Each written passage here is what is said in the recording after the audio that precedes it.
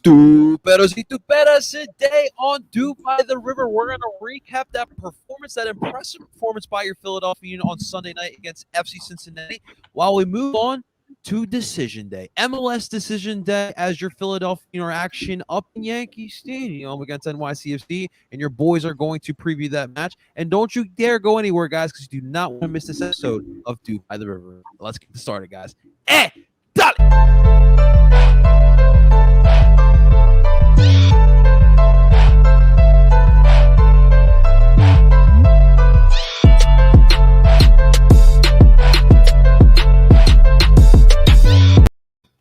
That is right. Welcome, everyone, to Duke by the River, the show where we follow everything Philadelphia Union. We are brought to you by Philly Sports Network. Before we dive into this episode of Duke by the River, guys, do us a solid. If you're watching this live on Philly Sports Network or on Ed Barcelona YouTube channel, make sure you guys hit the like button and subscribe. We bring you Philadelphia Union every single week here on Duke by the River. And, of course, you can find us wherever you stream podcasts. We're on PSN Radio. You can find all of your favorite Philly Sports Network podcasts on there. We're on Apple, we're on Google, we're on Spotify, you name it. Make sure you guys rate and subscribe to that for all of your Duke by the River stuff. All right, ladies and gentlemen, before we dive into this full fun-packed episode of Duke by the River, let me introduce you guys my other co-host today. Ladies and gentlemen, don't kill him tonight. My man, Zach Labasso, is rocking. It's not New York. It's not New York. Relax, guys. It is Red Bull Salzburg. It's a Brendan Aronson. We're good, guys. Zach, what's going on, man? How you feeling, brother? I'm doing well. I'm a little chilly. I got back about an hour ago from coaching. Haven't thawed out yet. It is cold out there. I can attest. Don't go outside.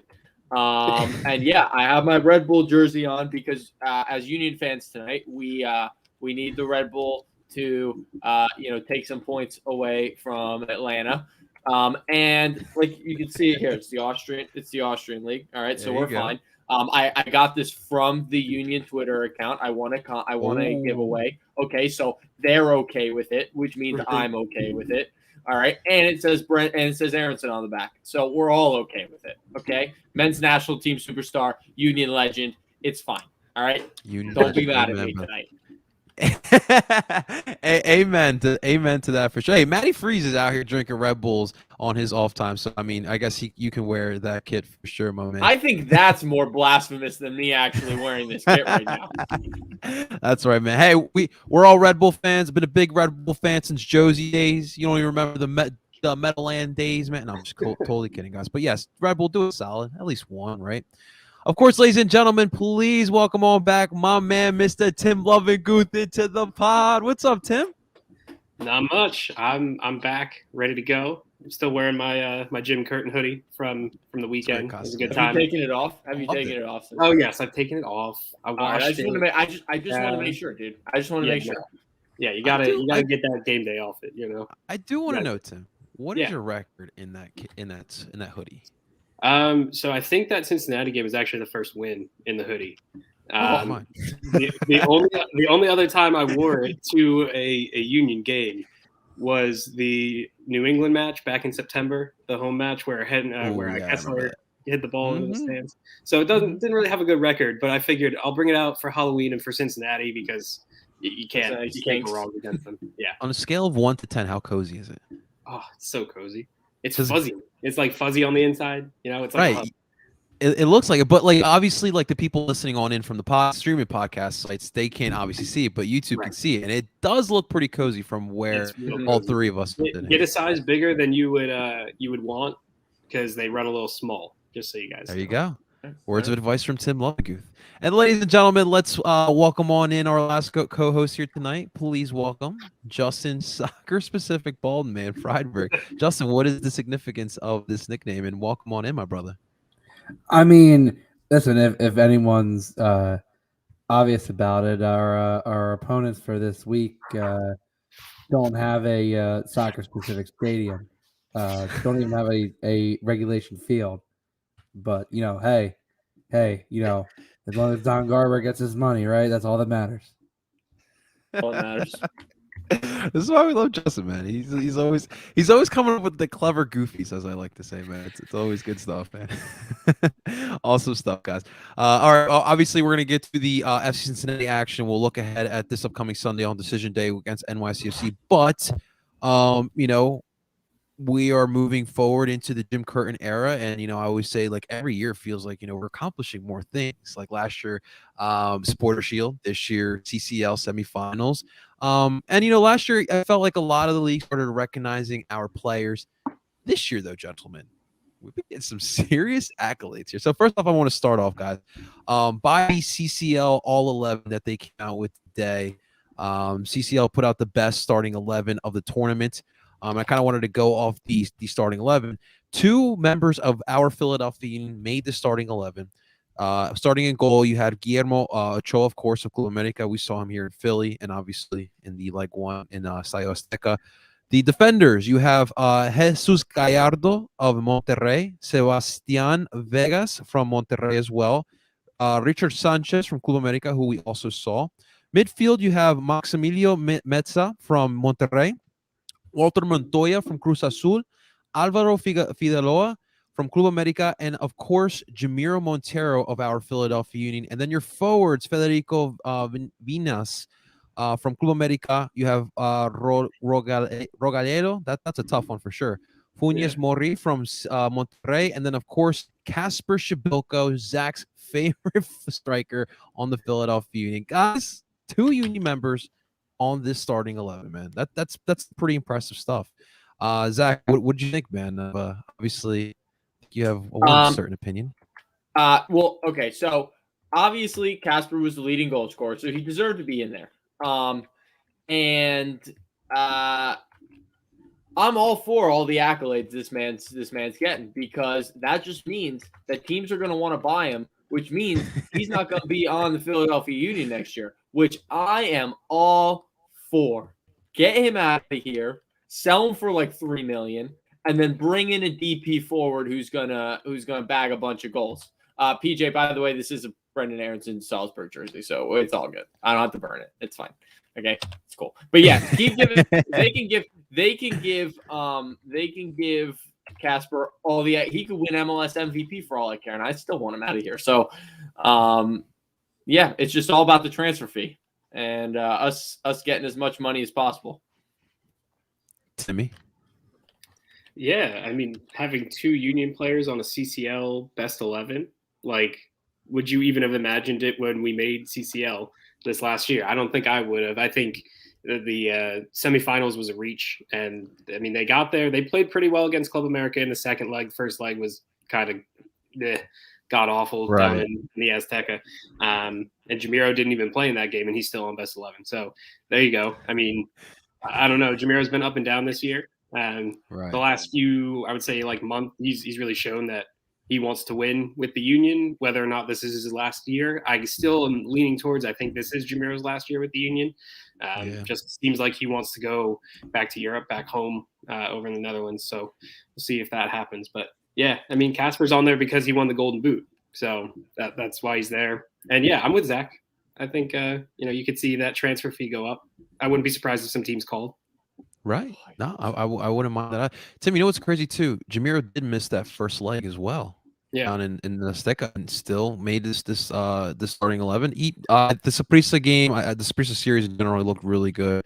But it is crazy to think, we really didn't get a chance to kind of reflect on it. But the fact that they made semifinals is pretty crazy. I didn't think we'd get past Saprissa, let alone all the way to Club America. So definitely should be proud of it.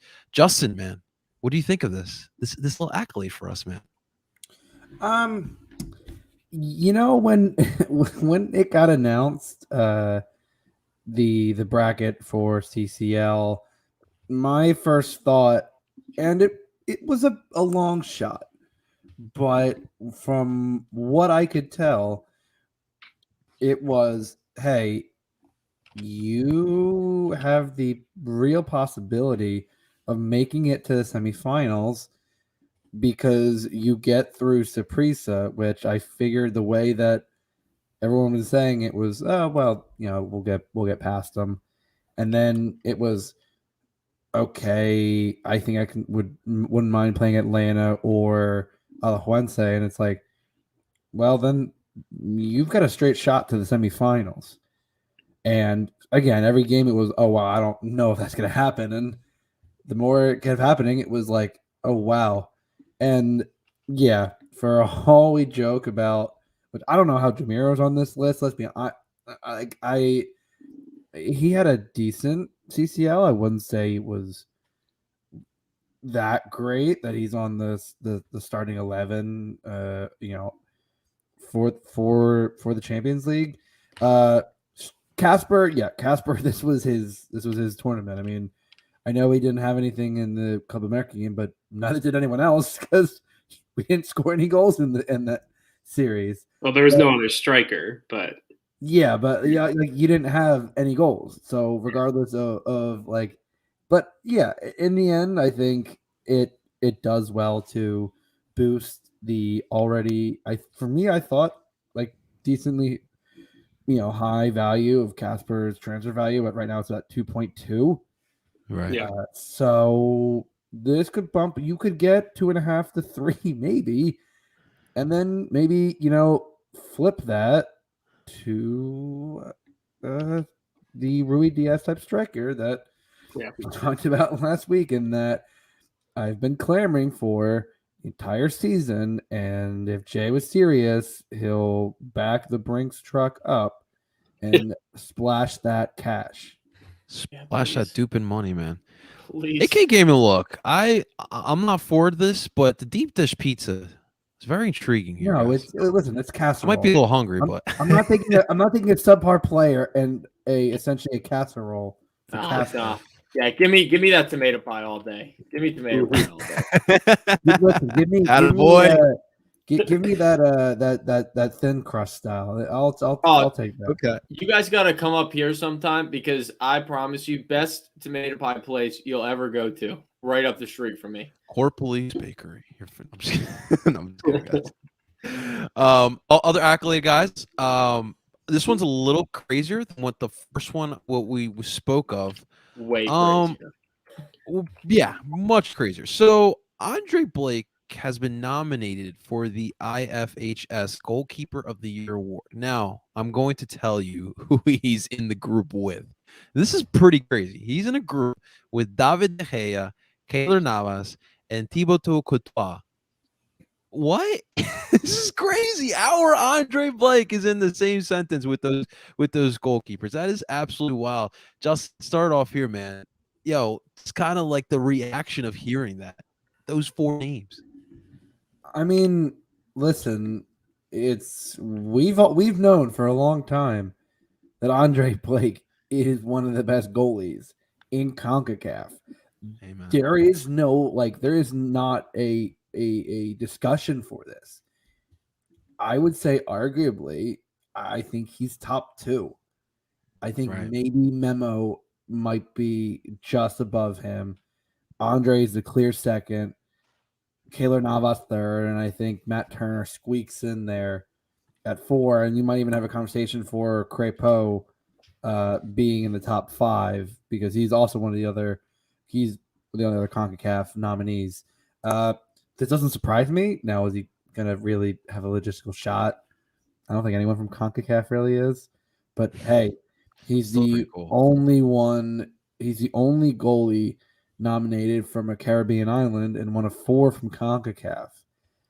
I'd say that's a pretty, for people who always said, oh, well, why doesn't Andre move on and, from the Union? Well, it seems like he's doing he's having a pretty good career and having some pretty stellar accolades, playing for the Union.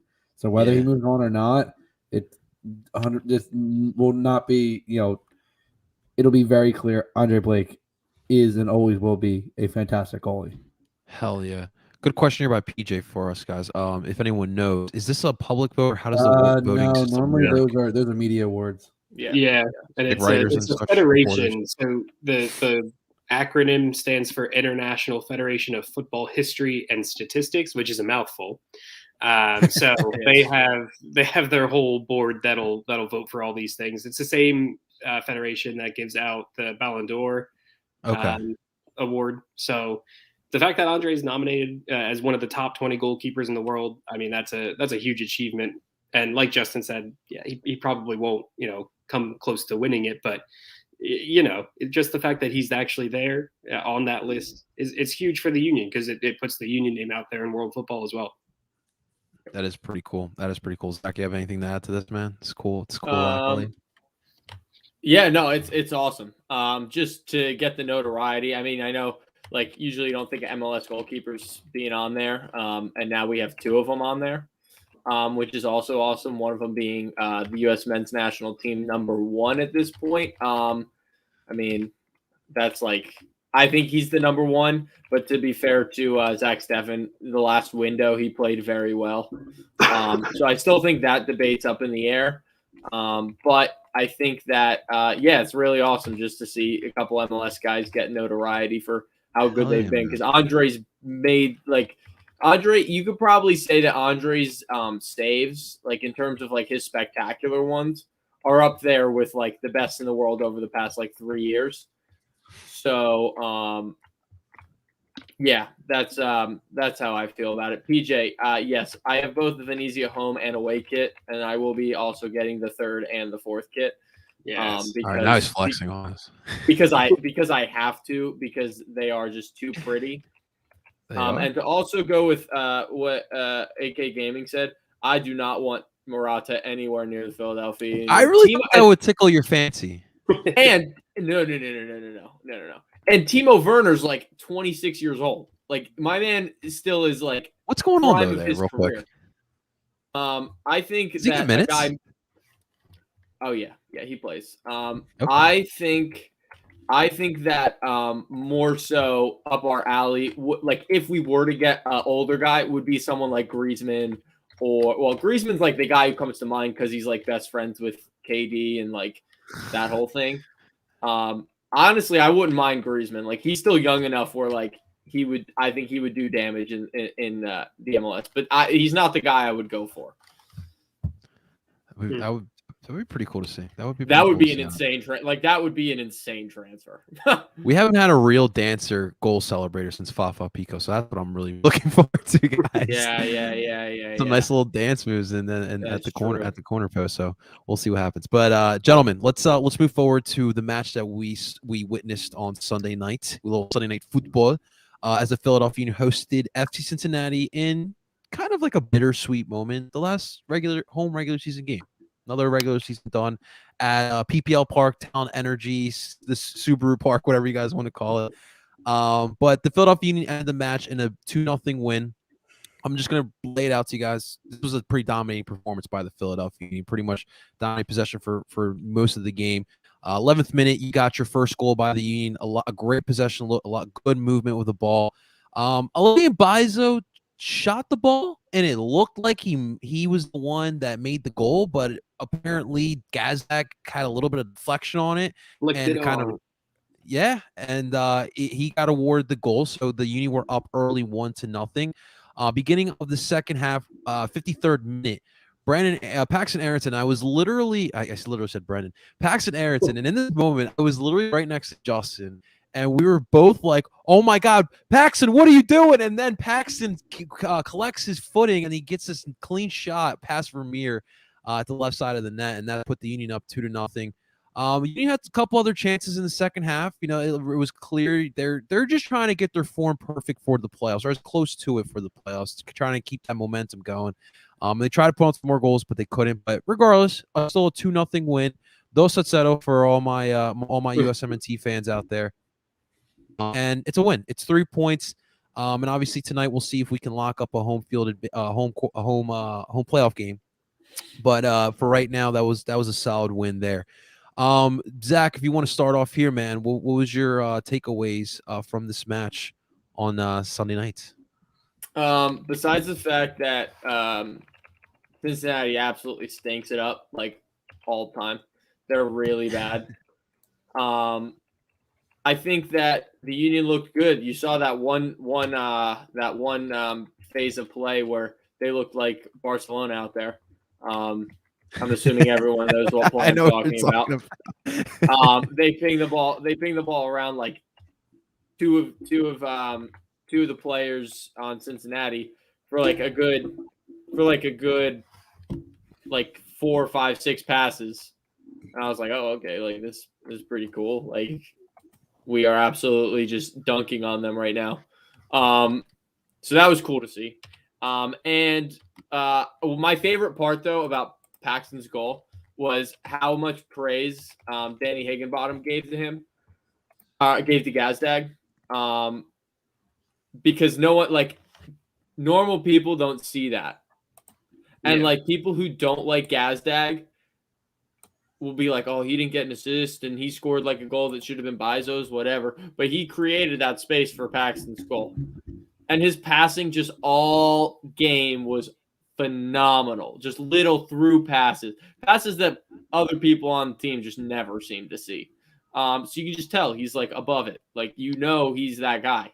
And I said before we started, he's going to win the MVP next season. I just have this feeling in my bones that it's going to happen, and not because only because I want to prove all the people who said Gazdag stinks wrong, because he doesn't stink. He's the best player on the team. Like, he is.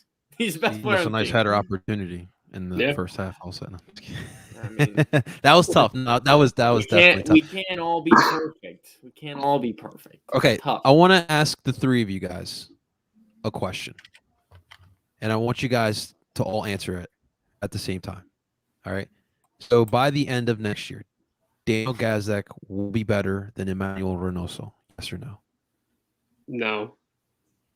I can answer that right now. No. Justin's thinking about it. I'm going to say yes. I don't know. You're going for MVP, Zach. I would hope you say yes. I'm going to say yes. I honestly don't have an answer. I honestly, this one has me stumped. For me, I think it depends on what the Union do this offseason. If they go out and get a DP striker that can pair well with Gazdag underneath of that DP striker, then sure. If Gazdag has like 15 assists because of the way he likes to pass and he gets tap-ins, then yeah, you could see him, possibly have better numbers than Reynoso. But Reynoso is that Argentinian playmaker that Gazdag isn't. He's still a very good player, but they're different players. I'd say. Give me a front three of Sergio, Griezmann, and Gazdag, and that is a deadly trio. He might be able to pull all the strings then. Yeah. Because Griezmann can do that in between combo play type deal and also just score a bunch of goals. Sergio stretches the back line and Gazdag does the rest. I think it's who's got Ernst's number? Who's got his number? I'll call him right now. I think what I want to see, because obviously I see the distribution ability from Gazdag, but what I want to see from him is, can he be that scoring type as well? Does he have it in him? Can he, because remember that Minnesota goal, that was beautiful, and that's like what I want to see more of him. Just not being scared to take the shot if it's there as well, but his creativity is definitely going to be big. And also, he was awarded MLS Starting 11 of the week, so that was he got recognized by the league as well. Good. Justin, yeah, good for sure. Justin, what did you take away from this match here? One that, my God, at this point, I don't know if I can defend Casper much anymore because, oh boy, that sitter was like, I don't know if the defender threw him off, but my God, that was Wando in the Belgium game level of miss. Like, same spot, and I'm like, oh my God. Like, yeah, and Ali got pissed off too, right? The cackle that I let out when he missed, I was cracking up, man. I was laughing so hard, dude. Ali was just like, what? Like, and Casper had the face of a man who just went like, man, what the hell can I do to like put this ball in the back of the net? Yeah. But the second thing is, as Zach said, and I've been saying it since we signed him, Gazdag is the 10 that we need. He reminds me a lot Borek Dochkow, someone who has really great distribution, isn't always going to shoot first, but can shoot it if need be. And we were discussing this before we recorded. He's got the passing tendencies of a Chaco Maidana, but with the leadership, I think, of a Barnetta.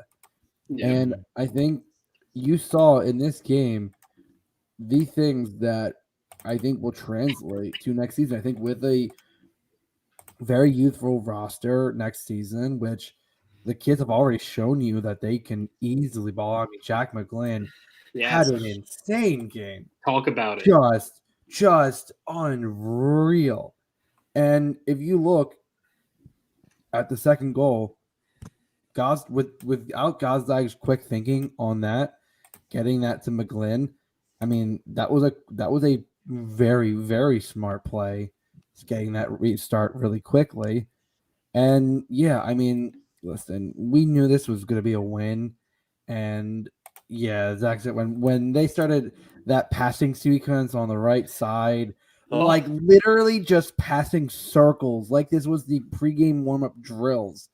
I'm just like, that's a good point. Like literally, I think at least for like 20 seconds, they kept the ball in the same spot in an exact triangle, and I was just like, "What?" like at that point, that's when the Ole chant started coming out, and I was like, it was like, listen, and you knew it was like at that point, it was like, okay, let's get some more possession before we start the attack, but. This, I always say it's Cincinnati. We weren't expecting a ton, but I mean, the Union, this is some of the best momentum they've had. Like I said, post CCL, they've had some great momentum, and it is crazy to think that they could potentially at least have one, maybe two home games if results hold out well for them. Absolutely, man. Absolutely. The passing was absolutely crazy. Made me want to start bring out the paella, watching that Union passing going on the pitch there. But Timmy, what did you take away from this match? My biggest takeaway was Jack Mcglynn, and just we've seen it in spurts, his ability to pass the ball, but you can kind of tell now, I think, that he is going to be a legitimately pushing for minutes now, starting into this playoff run and for next year. He's an 8 who can actually advance the ball forward and find that pass.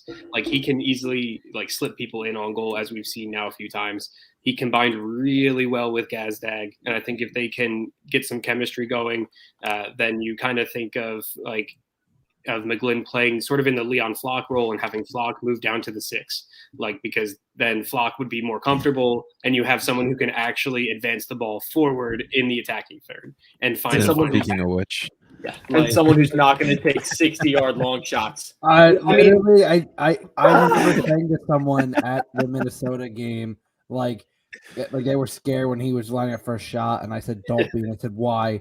And he did what he did, and I said, yeah, if number 8 ever gets on the ball, it is never going near the net. Yeah. You know who should be scared? The people behind the net. They should be scared. Yeah, but they should be very afraid. Can I say that Jack Mcglynn must be working on volleys at practice, because his form on all the shots was perfect. He was literally both times a half inch away from putting that in the back of the net. Just unreal. If he can start bagging some goals, then that just is a huge compliment to his game and the Union style of play. And that's why I think he's going to be pushing for minutes even into this game against New York City and in the playoffs. Jim Curtin has said as well, he's been the best player in training over the last month. He compared his passing and his left foot to Harris Medunion after the Cincinnati game. Except cool. Jack Mcglynn actually plays defense as well. So that's he can move. He can move. Yeah, and he can move. Yes, he's not a training cone. And speaking of Cincinnati and that whole passing sequence, they really should wear orange because they're just cones on the field. They don't do much. They don't move at all. They don't It move was at all. just perfect. When they were doing that passing thing, I was looking for Pep on the sideline. I was like, where's he at? He's got to be here because this is not normal. Looking like prime Barcelona out there. Yeah. It's crazy because Jack, to me, at that age, like, remember, he's only 18 years old. The vision he has on the pitch is pretty spectacular. He's a wizard out there. The way he makes his passes and the deception he likes to do too. Like, he's that smart, like faking that he's going to pass to someone, using his hips and using his eyes and passing to someone else, creating plays for other people. It's truly remarkable. He should have had that goal in like the first half. It literally missed. Oh yeah, again that volley, was carbon copy almost of the one in the second half. The difference is he didn't volley it. Yeah. And to one more point, PJ's point, and Justin, we talked about it in the stands. It just doesn't feel like he knows how to shoot from distance. Either it's like this low shot that's got some speed, or it's just like a field goal, or right? he's like he's trying to like. I think like I think he takes too many touches because it's like he could take one touch and fire it, and like he's had some half decent shots when he takes maybe a touch, but the more touches he takes, he's just like, oh, I gotta put everything into this. So he blasts it, and then if you're behind the net, you are ducking for cover. Yeah, because that's a heat-seeking missile, and it's just like holy shit. It's pretty impressive stuff. Seeing Harris again. Oh man, that was that it tugged first at your time back in heartstrings. Sub, right? Or talent, I guess played in talent. Yeah, that just tugged at your heartstrings. Like after everything he did for the club, just like you can't boo him. Like that Harris was just not at all left on such good terms too. It was like could not say a bad thing about the city, and it's clear. I mean, after the game, he switched jerseys with Paxton, which I can say that Harris put it on. It looked like a crop top on Harris. The size difference between the two, and I'm like, I think I looked at Tim. I'm just like, it's wearing a crop top right now. That is pretty funny. It was pretty dope. This group of fans that brought the sign. I don't know if you guys saw. I think that was like section 102 or 103, something like that on the left side. If you're at the river's end, it's on the left side. They brought a sign. It's like pretty much saying like, "We miss you, Harris," and that's kind of the impact Harris left here on Philadelphia. He wasn't a man of a lot of words, but he worked his butt off and he let his play kind of talk for it. We'll always love him here. And I think the biggest impact, and I don't think it's spoken about enough, is the effect he had on the homegrowns, on the youth. The Very true. biggest thing that Brendan said was, I believe he roomed with Harris in 2019, and like he said that did a lot to help like instill, because Harris, like, listen. Harris knew he wasn't fast. He wasn't, but he knew he had a great soccer IQ. Yeah, he knew how to, and he was tough on teammates, but not in a I'm calling you out unfairly. He made sure to tell his teammates like to go sit down with them and go through it. And if the young players asked for any information, like he was always willing to give it. Yeah. And I think that's the sign of a true veteran leader, is someone who understands that, the best thing you can do is to help grow the young players. And you can see Harris's impact up and down the youth of this roster. And it can't be spoken for how, for as much as Cincinnati is a tire fire, they do have some young talent. And it is key to have someone like Harris in that locker room. No, Harris kind of even spoke about that actually after the game. He was asked a few questions about like what Cincinnati can be, and he kind of brought up Albright and how like Albright's going to have this new philosophy, and like we as players like need to really buy into it, and like the youth has to play a factor, and these kind of things. He brought up his time in Philly, like, and how that all worked and came together, and that now you're seeing the Union get better year after year. He was kind of saying he was hoping that that sort of thing happens at Cincinnati. Now there's a lot of work to be done there for that, but Harris was uncharacteristically talking after the game about those kind of things, which I thought was kind of cool to see his perspective of. That is pretty cool. Yeah, I would expect Albright is going to use Harris in the future there for what they are trying to build over Cincinnati. PJ, I think he's got something going on with Cincinnati. I think they want to keep him around. And coach here. I mean, I'd have him. I was curious. Yeah. Could that be his next step in his career? I mean, moving on. He would easily be able. I think that his step, and if he wanted to, like other Union players, is to be an academy coach. Yeah, I think. Yeah, for sure. That's what a lot of the former Union players have started to do, and I think having people like that to instruct the homegrowns to the kids that even if they don't make the Union roster, they can maybe they go to college, go to the USL roster. Like at the very least, they're going to be good players. They're going to understand the basics, and I think having someone like Harris would be a pretty good thing in the academy if he decides to want to be a coach. Absolutely good stuff there. Before we move on to NYCFC, I wanted to say thank you, congrats or good job to the Union. That Ted Lasso stuff with Kevin Casey was priceless. Awesome. It was awesome. He did a great job. He kind of looked like him. He knew the little things that Ted Lasso says, and that moment with Jim and Ted Lasso is pretty funny as well. So thank you, Union. That was good content, as you guys always do. Gentlemen, next up, final regular season match of our 2021 campaign, and it's not an easy one. Our Philadelphia Union will be traveling up to New York, to the BX, the Bronx, going to Yankee Stadium again. And of course, ladies and gentlemen, I do have to remind you that your Philadelphia Union have yet in NYCFC's history or existence have yet to win up there in Yankee Stadium. That is still an allure there in the Union for the Union. I'm sure Jimmy Boy is letting those guys know, hey, just because it's the last regular season game, just because you're in the playoffs, we still have this thing to get this monkey off our back. We have to win in this doggone baseball stadium. All right, we got to get that monkey off our hump here. So, just a little bit of NYCFC. They are kind of hot right now. If I'm not mistaken, they're on a 5-game unbeaten streak, 3 straight wins that they've had. They haven't lost since their last.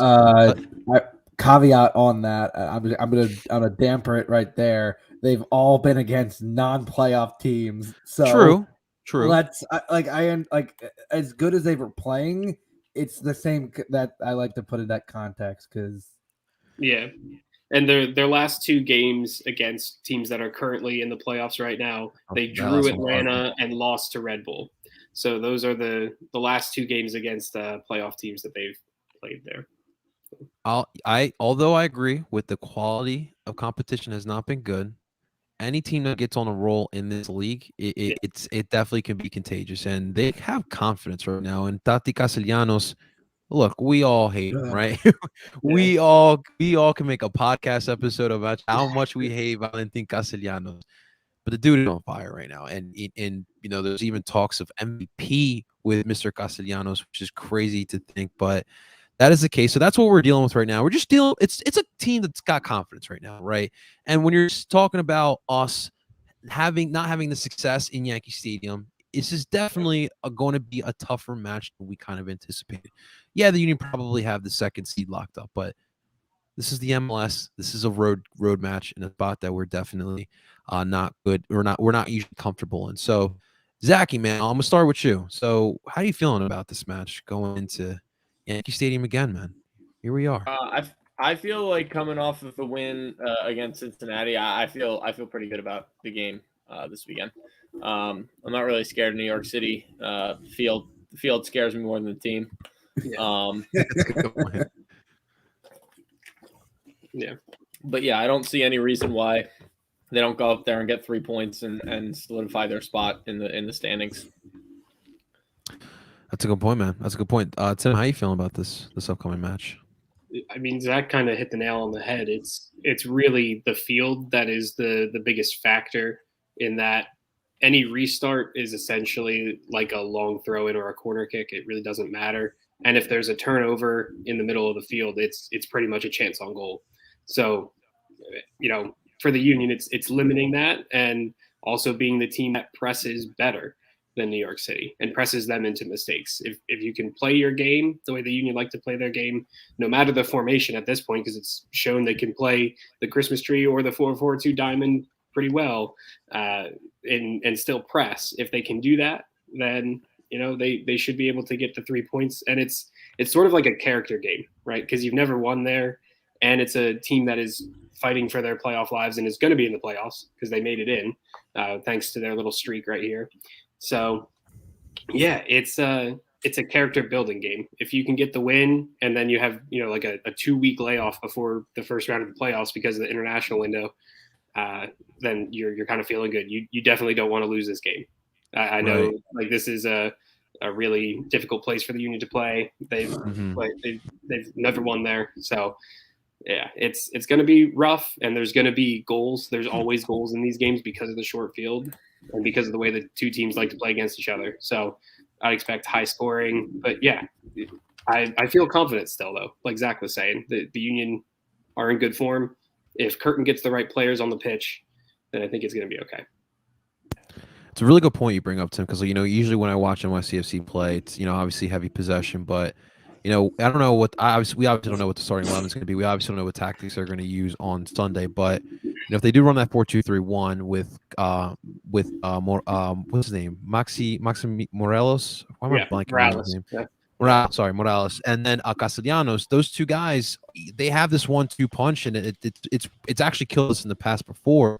And then obviously, you got Medina on the one side, who actually seems like he's had a little bit of a resurgence here with NYCFC. Someone that they've I think we've talked about it before with Alexis and the Cooligans and Christian Polanco, but he's actually been pretty solid along with Parks and Morales, the two holding midfielders there. But I agree with you. If we play our style, impose your will, because obviously those guys, it's typical. To me, it's a typical like South American type of style that they love to play. Yeah. And that any little tap that you do on them, they're gonna fall and they're gonna look for those penalties or in those fouls and all that good stuff. But that's a good point you bring up there, Justin. How do you feel about going back up to Yankee Stadium, man? Yeah, I'm gonna echo the same sentiment as Zach and Tim. The field scares me more than the team.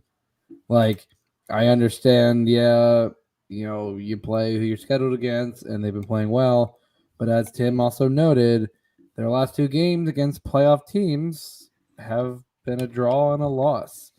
And I think the Union coming into this, again, outside of the Minnesota game, you've been on a great run of form for the last month and a half. And, the Union, ironically, this is a point in the season where they typically fall off. Yeah. So the fact that they've been playing this well going into the playoffs is something that we haven't seen from this team before.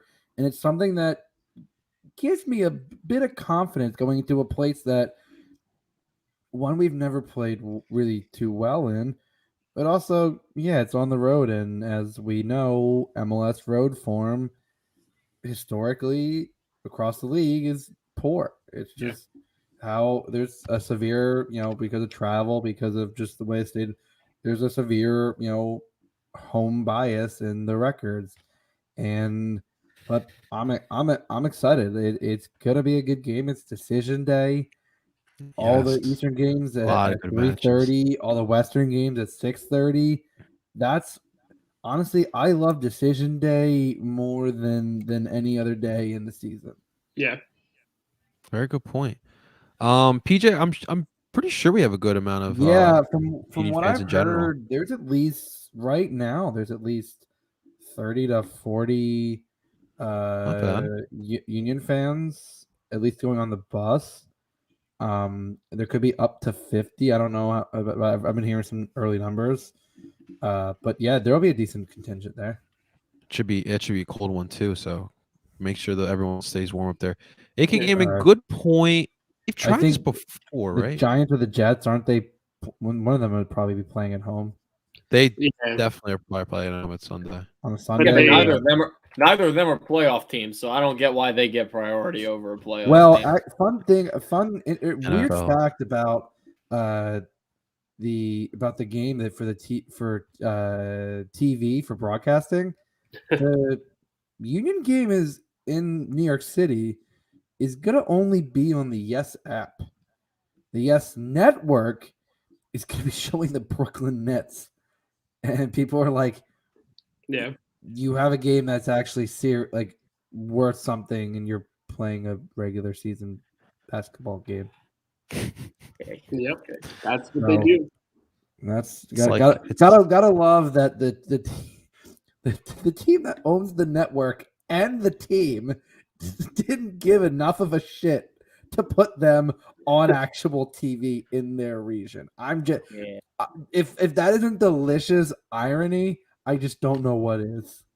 I see. The thing is like a lot of people do complain here in Philly because they want to see us on NBC Sports Philly, and this would actually happen to us. Like if we were on at the same time as the Sixers, let's say, we would get the boot and we'd be put on an app or something. That's why I don't really mind the PHL 17 contract they got going on.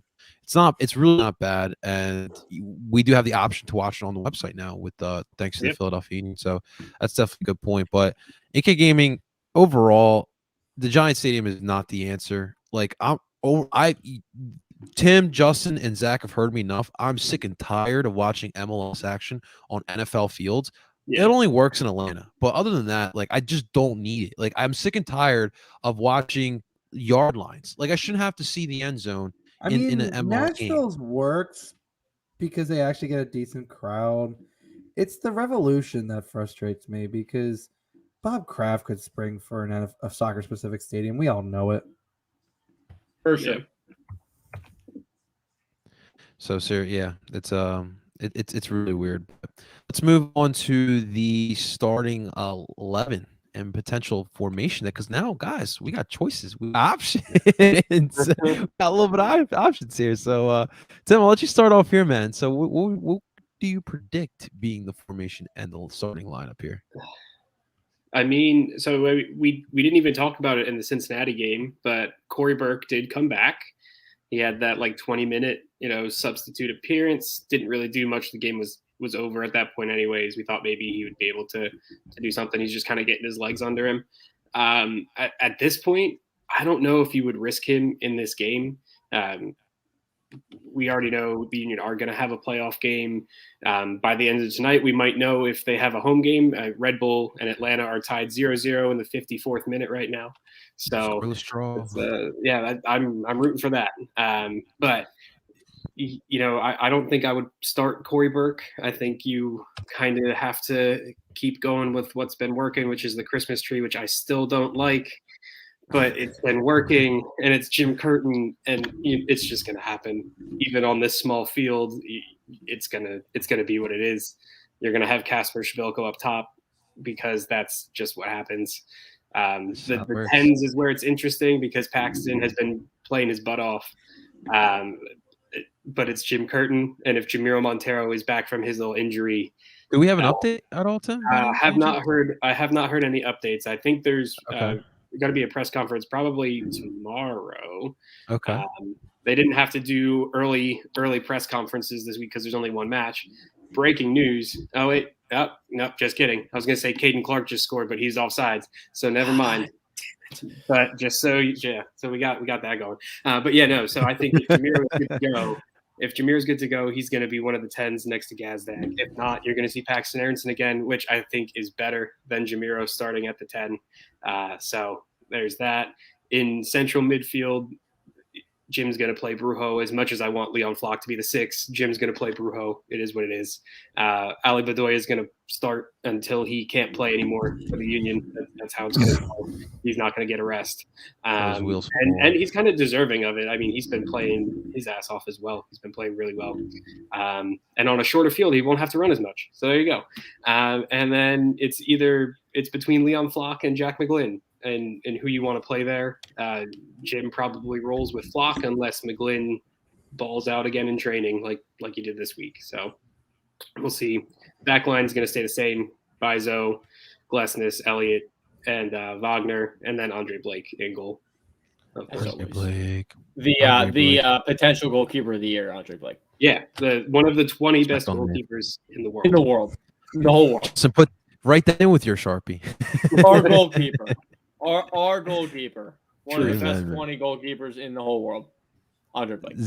Zach, do you agree or disagree with the formation or the formation in the lineup?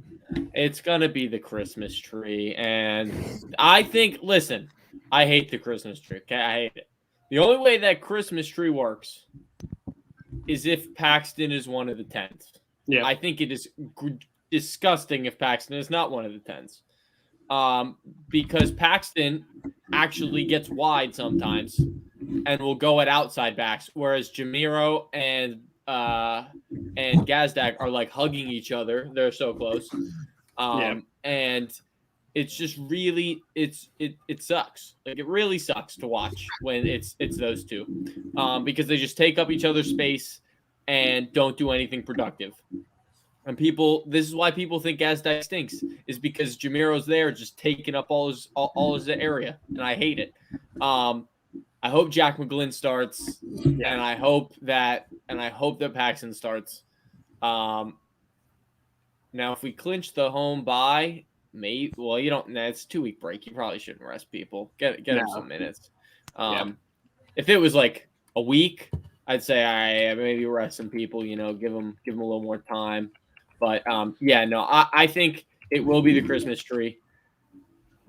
Casper's going to be up top, which is just nauseating at this point. I guess I'll ask you guys this real quick. Do you think we'll continue seeing this Christmas tree throughout the playoffs? I think it depends on the team. I think in a game like this, on a tighter field, I think playing narrow you're gonna have to. So the Christmas tree works for what the Union are going to try to do, usually on a slightly different field. I think it really depends on the. I think it really depends on the availability of Sergio. Because if Sergio's healthy, I don't think you play the Christmas tree. I just don't think it makes any sense to do so. This is great. Kind of like that's the only. That is the only bonus. That is it. For our listeners only, PJ just put in our chat. It's kind of like Montero and Gazdag got caught under the mistletoe in the midfield. That has got to be the comment of the night. Exactly. That is exactly what it's like. Night, PJ. And somehow Casper is the mistletoe. Don't know how that works. Oh man, Casper is the mistletoe in this situation. Oh, man. That's what you get. It's just all bad. It's the Christmas tree is just all bad.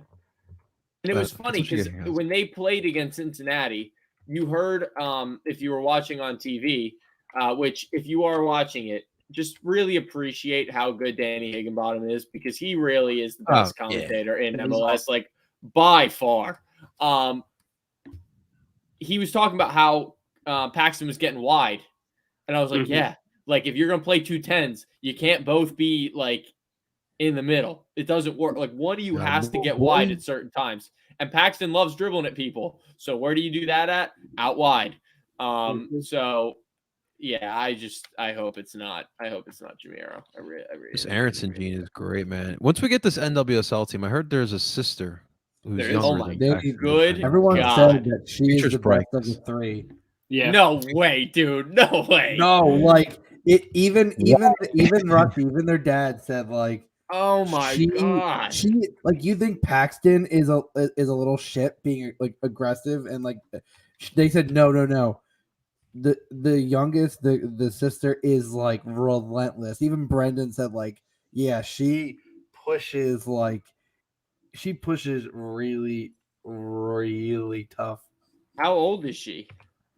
I think she's gotta be like 12 or 13, I think. All right, Oh my come on. We good. got to get We got rolling, guys. time. I need her on my team. Come on. NWSL to Philly. Let's go. Yeah, Please. please, like Please. now, like I need Yes. it. We It's can't been let her so go into long, Gotham City, dude. okay? We Yeah. need her Oh, here. dude. By the way, still the best name, like of all, like one of the Yeah. best names ever. It's so awesome. I Should we love be it. called Sisterly Love FC or something like that? Like something like that's not Ooh, like I'm for Philadelphia. Yeah, I want something. Yeah, because I agree, that's creative, but I can't give them credit. That's because I know it's gonna be our rival when we come to NWSL. Dude, Yeah. it is the best name. It is the best name. It is, but regardless, let's get back to track here today. One day we'll be covering that NWSL team. But I want some predictions, guys. Justin, you can start off here, my man. What is your prediction here for Sunday's decision day match between these two?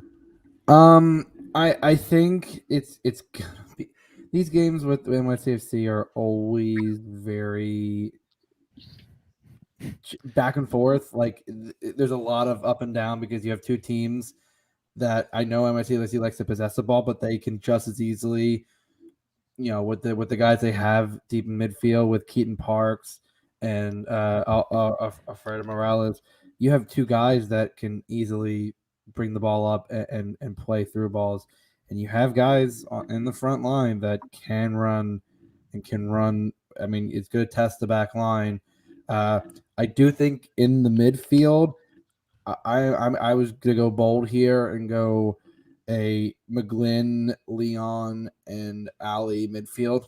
Yes. You are bold, my friend. With the Christmas tree of Gazdag, Paxton, and unfortunately Casper.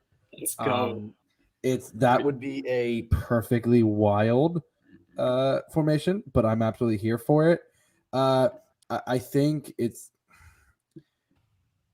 NYCFC scores first. I think it's an ugly goal. But I am confident in saying that I think the Union will win 2-1. And I think I'm not going to predict who gets the winner because we all know our predictions of scoring have not come true remotely. So I'm going 2-1 Union here. I like PJ's prediction here. The ghost of Fafa Pico comes back. Hey man, Houston's done right there in Montreal. They're losing 2-0 to Montreal right now. Let's get Fafa out of Houston, bring it back to Philly. Dude, please. I miss Fafa. I love Fafa, man. He was Tim, so good.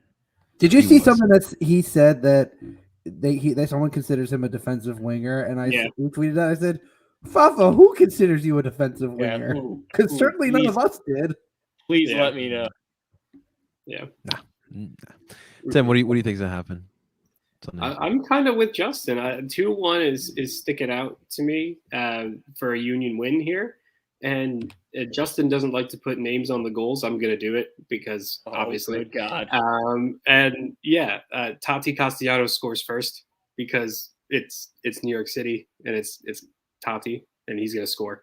And then, I think Gazdag is going to do well with this short field. There's going to be a few quick transitions and some turnovers. He's going to kind of get on the ball and he's going to score a goal like he did in Minnesota. I think he's going to get one like that. And then your winner, of course, who else but Kasper Shabilko, because he hasn't scored in a while. Just because Zach doesn't want him to do anything. Listen. I'm cool with it as long as it raises the transfer fee. That's it. It would. Because it would lock the Union at the 2 seed, I'm pretty sure, if we get the win. And you know what else? I think that we've gotten enough, like, the people who used to like Kasper, I don't think like Kasper anymore. I think we've converted everyone. I don't think there's anyone that thinks Kasper's a good striker anymore. Just too streaky. He's too streaky. He'll be on that good run of form where he'll get a tap in and he'll get like one good goal in that streak, and then he'll miss all the sitters, and it's that sitter, the sitter that he missed. Yeah. The sitter that man missed against Cincinnati, I laughed so hard. It was awesome. That doesn't even happen, man. That doesn't even happen. Zach, what do you think is happening? I also think 2-1. I'm right there. Clean sweep, baby. I think 2-1 as well. I think I'll predict the goals too. I'm going to go a little obscure. I think that I agree with you guys that NYCFC scores first. I think that's fair, and I think they do that. But I think the goals will come from. I think we'll score on a corner. Okay. From Glesnes. I think Glesnes scores on a corner. Getting really technical here. All right. And then I think the winner